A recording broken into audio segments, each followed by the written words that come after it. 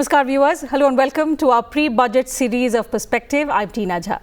Finance Minister Nirmala Sitharaman will present the Union Budget 2024 on the 23rd of July. It will be the first full budget of Prime Minister Narendra Modi-led NDA government in its third term. Significantly, it will also be Finance Minister Nirmala Sitharaman's seventh straight budget, a remarkable and historical feat for any finance minister so far. Remember, on the 1st of February this year, she presented the interim budget before the Lok Sabha elections, which outlined a vision for Viksit Bharat. Now, expectations are that this full budget will build on the foundation of this vision with a concrete action plan. Also ahead of the budget, various sectors are abuzz with expectations for significant policy shifts and financial allocations.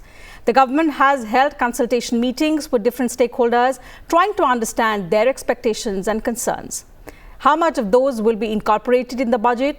What are the key areas that the government will prioritize in its third term, especially pertaining to the financial sector?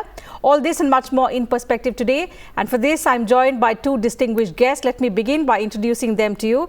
I'm delighted to welcome on this edition of Perspective Mr. Anand Singh Bhal, former Principal Economic Advisor, Government of India, and Professor Arvind Mohan, Department of Economics, University of Lucknow. Thank you, gentlemen, for joining us on the program today. And it's a pre-budget series, as I told you. So largely, we're going to talk about the expectations and the sector-specific hopes and concerns that the market is now today abuzz with. So let me begin first with you, Mr. Bhal. In the interim budget, we saw how the government outlined a vision for Viksit Bharat 2047. On expected lines, the first full budget of Modi 3.0 government, we would expect that there will be a concrete action plan. So towards realizing that, what are some of the critical areas that you see will be in focus when the finance minister presents her seventh straight budget? A budget, as we all know, has two important functions to perform. One, it does the accountant's job of matching your receipts with expenditures. And the second, it's a vehicle of public policy. Right. Now, this on both the fronts, I think the lines are pretty clear. This government has been following fiscal prudence, and it has already announced that the fiscal deficit would be around 5.4% or something. So fiscal prudence will, I think, be a hallmark of this budget. And this being the first budget of NDA 3.0, and a lot of work has already gone in the ministries, and it has already been announced the first 100 days of work. So I see a lot of maybe major policy changes which might be announced. What I would like to see from the government is more work, more focus on employment. See, I would like to get into the debate about employment. Whichever way it is measured, I would like much more employment to be there. I see it as one of the major problems facing the country at the moment. Right. Secondly, the focus on manufacturing will continue with the production-linked incentive and more focus on the MSME sector. So a lot of people might argue that the production-linked incentive scheme hasn't taken off, but it has sent the right signals. It might not have led to a lot of offtake, but it has sent the right signals, and it will be tweaked further to put India on the global scale. The message is clear that India will now produce big and produce on the global scale. And the MSME sector, of course, definitely needs help, both in credit and non-credit functions. Infrastructure, thirdly, as usual, will be given a boost, and it is also employment intensive. So it certainly, with this government's focus on capital expenditure and it having a multiplier effect on the economy, will further go on. And if I have to take a guess, I'd say tourism and health sector will be given a big boost in this sector. Both of them being labor intensive, and tourism now with religious tourism also coming in a big way. There's a huge scope for it. Right. And it is hugely employment intensive. And health sector, of course, there's been a lot of talk on improving upon it. Okay, Professor, there will be critical areas and focus areas that we'll watch out for on the 23rd when the finance minister presents the budget. But what's important, and what's significant with this budget is it's anticipated to play a crucial role in sustaining the country's growth trajectory. So, as Mr. Bal said, on the path of fiscal prudence, we are perhaps going to see continuity. But in terms of, long-term growth, towards sustaining long-term growth, what would be on the finance minister's mind? What is it that she will have to pay extra attention to? See, very interestingly, government finds itself in a sweet spot. More importantly, around 2 lakh crore plus was provided to the government by Reserve Bank of India. GST has been showing significant growth every month almost. We are finding record highs as far as GST collections are concerned. And right now, very recently, we found that even direct taxes show a growth of around 20%. Now, that shows that as far as the revenue flow to the government is concerned, is very significant. So one important thing that we can easily expect is that capital expenditure this year also, last year also it was 10 lakh crore plus, and I'm sure it is going to exceed at least 11 lakh crore this year. And an injection of 11 lakh crore is huge. See, in 10 years, your capital expenditure in absolute terms has grown fourfold. And I'm sure that this story is going to continue. So this, after the kind of election and the outcome that we have seen, government is in a sweet spot in the sense that it can focus on two very important things from their perspective. One is that the future growth story, given this kind of capital expenditure, given this kind of phenomenal inflow as far as resources are concerned. Right. It can also focus on other things, as Mr. Bal was mentioning. I'm sure that employment is going to be focused. I'm sure that agriculture is going to be focused. This year, you will find significant focus on rural economy. And I think this is the right way forward, because we started a growth story in 1991. And that story of reforms has been focused on two pillars. One was service sector, another was industry. Rural economy in many ways, whether it is agriculture or whether it is rural industry, cottage industries. Now this has been the missing link. So to complete this larger reform story, I think this is the time. We have to start the true journey towards rural development now. It is India's need and it is the future of India. Even if you want to sustain industrial growth, if you want to sustain service sector growth, I think agricultural growth has to play a very important role even to sustain those two sectors. Sure. So I'm sure you will find huge thrust in that direction. Perhaps what are the kind of expectations in that sector is something that I'll come back to you in just a moment. But on the point of capex, I'd like to go back to Mr. Bal and understand. We've seen, Mr. Bal, over the last few years or so, a lot of the economic growth in India has been fueled by the robust focus of the government on capex. And as Professor rightly said, we would see continuity perhaps on the capex agenda, but would you also expect on the target number which the government set in the interim budget, would you see a revision, or would that just continue? As Professor said, I also expect some amount of increase in that number proposed in the earlier budget. Mm-hmm. And a bigger cause of concern is, the government sector is investing a lot in the infrastructure and all. It's the private sector which is not coming up to expectation. So what I would ideally like to see is a crowding in effect. The government putting in a lot of capital expenditure on infrastructure, roads, ports, airways. But then the private sector also has to do its bit and come in and invest in a robust way. Otherwise, it's not leading to very sustainable growth. And it has been a cause for some concern. And of late, the winds have been changing. Much more private investment is coming up in the capital sector, but I would expect it to be given a big boost through certain other measures also in the budget.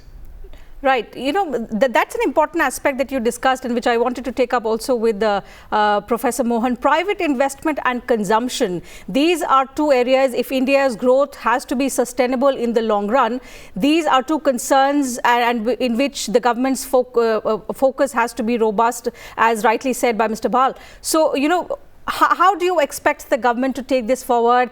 Also in the wake of the RBI strongly coming back on this, saying that if we are to look at the important factors which are going to drive growth in the years to come, it has to come from the private investment particularly. See, you touched a very important point, that is consumption. I think India's growth will be critically dependent on the way consumption rises in India, because that is where demand is going to come from. And I think that is where your rural push becomes extremely important. I will recall that when global meltdown happened in 2008-9, President Obama was visiting India. At that time, American economy and the European economy, they were in deep trouble. When the media asked him that, why are you going to India and China? He responded that, I'm going to India to seek market access. Now, it is this market, primarily it is India's rural market, which is so important that the American government and the American president were considering that this is their way forward to bring their economy out of those great troubles. Now, it can be that important for the rest of the world. Just imagine how important it is for India. We have to open, fine enough, for the rest of the world also, but before that, we have to truly open India's rural economy. And it is this rural economy which is waiting for true reform. I've always believed that the Indian economy is a 3-engine aircraft. 2 engines we opened in the 90s. One was industry and the other was service sector. The third one we are still to open in the true sense. And trust me, this third engine has at least as much energy as the other two have. Moment you open this third engine, that is the rural economy of India, trust me, even if the world sinks, India's double-digit growth for at least another 20-30 years is as good as ensured, irrespective of what happens in the rest of the world. So it is that important. I think this budget has a huge opportunity to truly open it. It will settle a number of things. One, it will kind of lead to some kind of paradigm shift in India's growth story, which I think is critical. I think India doesn't need so much growth. It needs distributive justice. Moment you start focusing on rural economy, 2 things happen simultaneously. Distributive justice, which is kind of not happening as of now, as Mr. Bal said, that employment has to be generated. Rural economy push means employment generation. It means distributive justice. It also means a new growth trajectory which will be more inclusive for 140 crore people in India. I think time has come when rural push is the need of the hour. It will settle many things, both economic and political.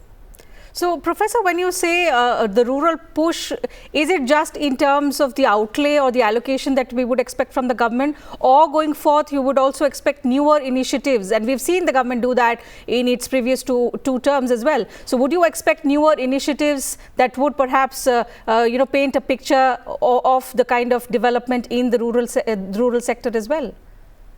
See, first 2 reforms were different. Government, particularly the national government, was required to just lay out the blueprint, and the stakeholders, the industrialists, etc., they all joined hands, and India catapulted from a crisis-ridden economy into the big league during the 90s and early part of this century. This third generation reform, or the second generation reform, which is primarily rural-centric, is different. Mere allocations will not work. In many cases, you will need hand-holding. You will need cutting-edge intervention. That is why India's federal economy becomes important. Central government will be able to provide the leadership, but the state governments, and right up to the cutting edge at the district level, kind of a true story has to be created where different stakeholders can understand how they can partner. See, there are low-hanging fruits. I think we need to focus on those. Look at India's agriculture. Annually, we are losing anything between 2.5 to 3 lakh crore because we don't have adequate logistics lines, we don't have adequate storage capacity, we don't have adequate cold chains. Mm-hmm. This is leading to us losing more than 3 lakh crore rupees annually. Some of the states like Uttar Pradesh alone may be losing close to around 60,000 crore rupees annually. Now, this is where you have to plug. You have to focus on logistics lines, storage, etc. Already, we have been working on Gati Shakti Yojana. The government has been one of the major thrust areas. Now, you have to bring the two together. Gati Shakti, along with ensuring that logistics lines truly get created. Many states, I just mentioned Uttar Pradesh, you have now maybe a complete network of expressways, etc. But now you have to take these expressways and highways, you have to transform them into logistics lines. That last mile connect is extremely important. The moment you do that, your connectivity improves, your access to the market improves, your logistics lines can transform so many things. Unfortunately, much of this loss, 3 lakh crore worth of loss, is who is losing it? It is the poorest of poor in India. Moment you are able to plug this, it is the finest anti-poverty program, this is the finest growth injection, and this is the finest anti-inflationary program also. Ek saade sab sade. I think these are the low-hanging fruits that we have to focus on. So hopefully we'll expect the finance minister to touch upon these issues, and we would expect the government's budget to build on the development works that it has done in its previous two terms. So now the need is to accelerate those development works and perhaps streamline the procedures to yield the desired results. Another significant contributor to the GDP, Mr. Bal, the MSME sector, the second largest employer, their growth is extremely crucial for India's growth story as well. Would you expect newer initiatives and policies that would facilitate MSME growth, also ensure last mile financial inclusion? Yes, I would not venture forth to new policies. I would think strengthening of the already existing policies, providing credit and non-credit facilities to MSME. These need to be sort of strengthened. Their GST laws need to be made easier. And the MSME sector, as we all know, is the backbone of the economy. About 11 crore people are employed there. Right. And, the small, the technology base is weak. They're poor with GST knowledge and implementation. So a lot needs to be done to improve now the ease of doing business for MSME. We hear a lot about ease of doing business for the big industry. Now it's high time the private sector, the government and all the stakeholders got together and improved this ease of doing business for the MSME sector, which is where the hope lies for sort of sustainable employment, for technological skills, for, as the professor is saying, more inclusive growth. MSME sector is going to get a lot of focus. There's no denying it. And I'm waiting with sort of expectation on how exactly the government goes about it. Although the lines are clear, it needs much more credit sort of enhancement, ways to sort of improve upon the technological base and things like that. What about the banking sector, Mr. Bal? Do we expect, and is there a need to get in some new measures as far as the banking sector is concerned? So the banking sector, the NBFCs seem to be doing well, and they're bringing in some more inclusion in the system. The banking sector has cleaned up its act. The NPAs have fallen. The development banks are certainly required. A lot of people, especially in the Ministry of Industry, say the earlier development banks, the IDBIs, the IFCIs, they used to provide loan to industry, and they had a specialization doing that. Now the regular banks, all the regular banks, SBI and Bank of Baroda and all, somehow cannot do the due diligence, and they're not that good at providing credit to industry. Of course, the capital market is doing very well, and that's a good sign. But the banking sector needs more specialization. It needs, as a lot of experts say, it needs to be bigger, and it's on the way to improvement. The NPAs have been cleaned up. The regulators are doing a good job, and the non-banking financial companies are also sort of coming into the regulatory framework. So regulation, good regulation is what is sort of required in the banking sector, which is certainly looking up and doing a reasonably good job at the moment. Professor, one of the key demands, and we've seen that every time the budget is to be presented, is tax relief for depositors on interest earnings. How keen will the government be on promising or ensuring providing that, fulfilling that expectation which comes year on year? So I think I'm not expecting much relief on that because it is probably part of a larger policy initiative. Right. Over the years, we have seen that successive budgets have ensured that much of the finances move towards the capital market through mutual funds, etc. So the critical advantages which FD, etc. had has gone down significantly. I'm not sure that whether we are going to make a complete shift backwards, but we have to also look into some critical things, as Mr. Bhal has been mentioning, that NPA continues to be India's challenge. Sure that we are on track. NPAs have gone down, but still there is a long distance to be covered. So I'm not expecting a major shift in terms of sudden huge incentivization as far as FD is concerned. Some benefits to the middle class can be expected. So FD interest could be part of that, but it will not be part of a larger growth story, but some relief kind of things, particularly for the senior citizens, etc., could be expected. But that is part of another story, not the growth story. What I will particularly want as far as NPA and the banking story is concerned, we've already been moving towards the new Basel norms, which I think is the right trajectory that we are following. Time has come when India could become a major financial hub. We have been talking about it, that Mumbai and around, we will be developing Mumbai as India's and world's major financial hub. I think time has come for creating those kind of environment, that kind of ecosystem and that kind of infrastructure, so that the world is actually looking for such kind of financial hub. Mumbai is well placed for that, and I think we should start focusing on that. If we see some announcement on those lines, I think that would be extremely welcome.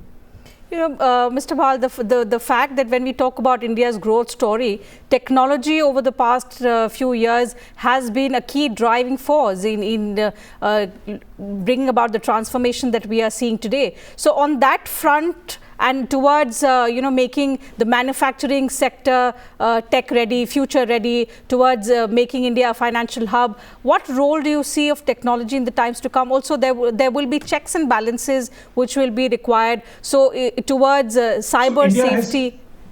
Yes. Yeah, India has sort of gone on the front foot and embraced technology. Our digitization platforms are globally well known, and we are exporting our UPI and other financial architecture.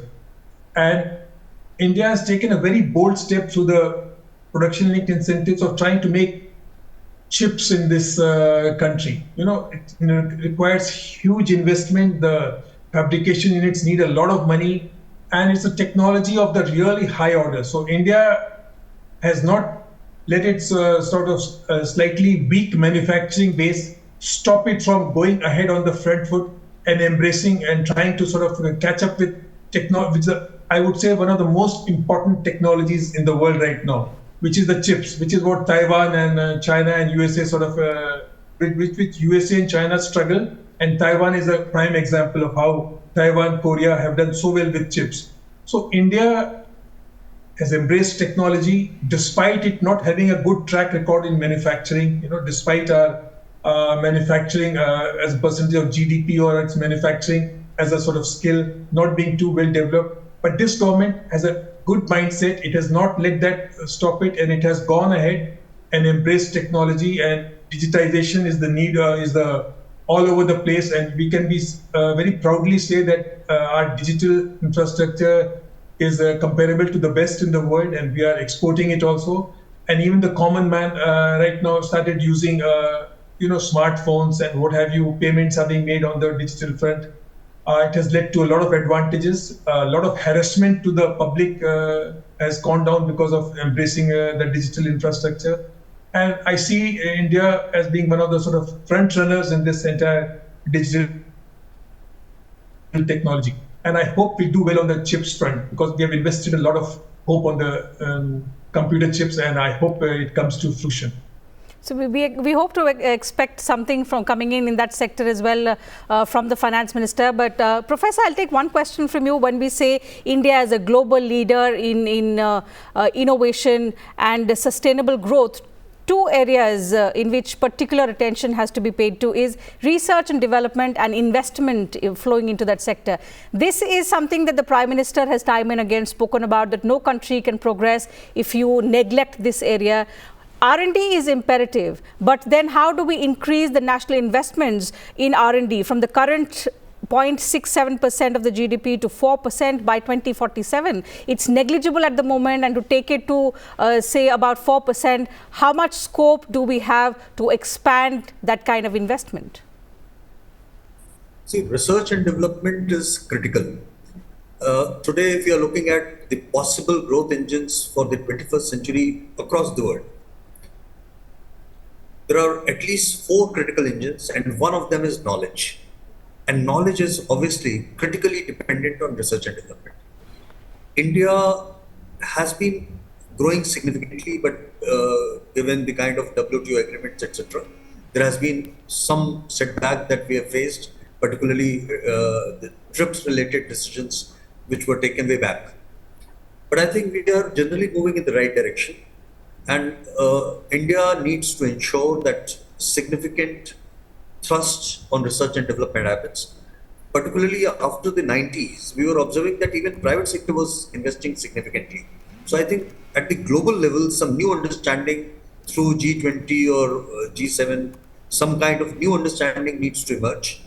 And research and development is probably one of the most important driver that we need to look at. See, India's opportunity for, if we have to reach out to the masses, if we have to deliver to the masses, technology and research and development is probably the most important engine. Along with logistics lines, this is one of the most important engine which will transform India. So I'm sure that this budget or in coming times, we've already been talking about making India a developed economy by 2047. So I think without focusing on research and development, that's not possible, that's not doable. Certainly. So while the focus will be on sustaining the growth drivers, ensuring fiscal prudence, there are these critical sectors which will have to be looked at, which will require attention from the government in its budget, and without which it will be difficult to realize the vision of a Viksit Bharat, a developed India by 2047. So let's hope that the aspects that we've discussed today with the two distinguished guests will find some space in the Finance Minister's Union Budget. About the expectations and the hopes of the industry, let's hope how much of that actually transforms into finding some space in the budget on the 23rd of July. So that having been said, we'll have to wind up the program. Time allows me to take up only that much on this edition of Perspective. I'd like to thank once again both the guests for joining us on the program today and sharing your thoughts with us and our viewers. And to you viewers, thank you very much for your time as well. I'll see you same time tomorrow now. Take good care of yourselves. Keep watching Sunset TV.